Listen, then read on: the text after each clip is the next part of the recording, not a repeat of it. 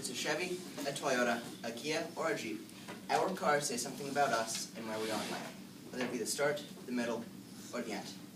Today, I hope to inform you about what your car choice says about you and where you are in life. I'm highly qualified to speak on this topic because in my family, if you don't like cars, you're not family. So, let's talk about the cars we have at the start of our life. The biggest issue with these cars is their cost. I mean, while we'd all like a really nice car, isn't a 61 VW Bug better than no car at all? It is one of the few cars, in my experience, that when you're driving down the road at 40, you'd feel safer on the outside of the car, clinging to the door, than sitting in the driver's seat. It really is as rickety, old, and crappy as it looks. And this here is somebody's car. It's a really long story that's slightly tragic, which brings me to my second point, insurance. While the upfront cost of the car isn't the only issue, there is the cost of the car. But you might be able to pick up that Bug for $100, but if you're paying $3,200 in premiums for it, it really isn't worth it. So what are we all in here? 15, 16, 17? So why do we drive like there's a bomb in the trunk and we got 5 minutes to live? This is one of the reasons why insurance is really expensive. Now, I can guess everyone in here has some sort of dream car. For some it's a Porsche, Ferrari, Bugatti, but most of us aren't sitting on $100 grand. We can't just pick this thing up. But if you're, please, drive that thing. So, we reached the middle of life. By now, most people are 25 to 45 years old. They've got a steady job. They're getting married. They're settling down. They're having kids. That's right. At this point, you realize, while it's really fun to drive your two-door sporty trunk keep, it's not the safest thing to be taking little Johnny to daycare in. Or Jack. Since no sane mom wants little Jack riding in the trunk, it's out with the little cars of your youth and in with the 5-star crash test rated 4-door sedans and crossover SUVs. The women will give up their little old cars for things like that sedan so they can raise a family more effectively. And some women will also want to buy hybrids so that they can support the environment and save the world.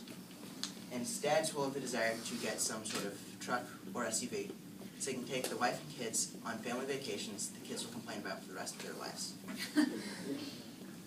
So your choice in cars is narrowed. When you were a kid, any old car would do.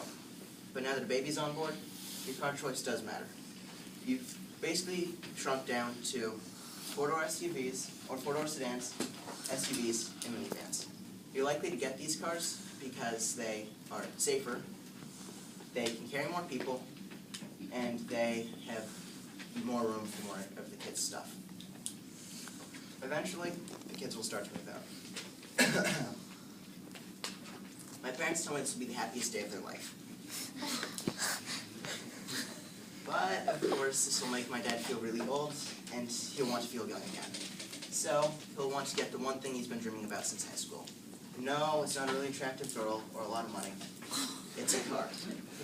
He'll want to get that car he's been dreaming about since high school. So, naturally, he'll spend any dime he can find on that car, whether it's a Porsche, Ferrari, or a tricked-out Jeep. Moms or dads aren't alone in ditching their family cars. Moms will buy Beamers. Don't ask me why, but all women at this stage in their life that I seem to know seem to own red Beamers. So you know that driver who can't seem to break 25 miles an hour? Chances are, if you actually look at the car, you're following a Buick. And this is the last stage and the last car of your life. So, when you're at this age, you'll want one thing from your car. That's comfortability. Ideally, the thing should be like a driving couch. Now, this is why people settle on Buick, because it is the ideal driving couch.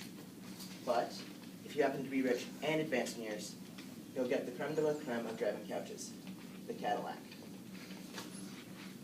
Now, one thing that's always puzzled me about this age group is their desire to drive so slow. They have to know the clock is ticking, and they're going to die at any minute. So why can't they speed up a little bit? I mean, go at least 30. Now your choice in cars is narrowed even further. when you were a kid, any old car would do.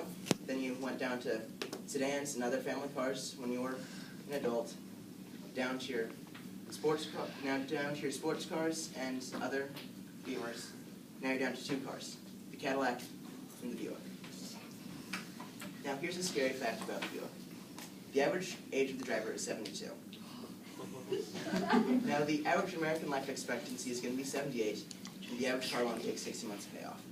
You put all these things together, and the average Buick driver will be dead before the car's paid off. So today, I hope you learned about what your car says about you and where you are in life. Some say youth is wasted on the young. I say nice cars are wasted on the old.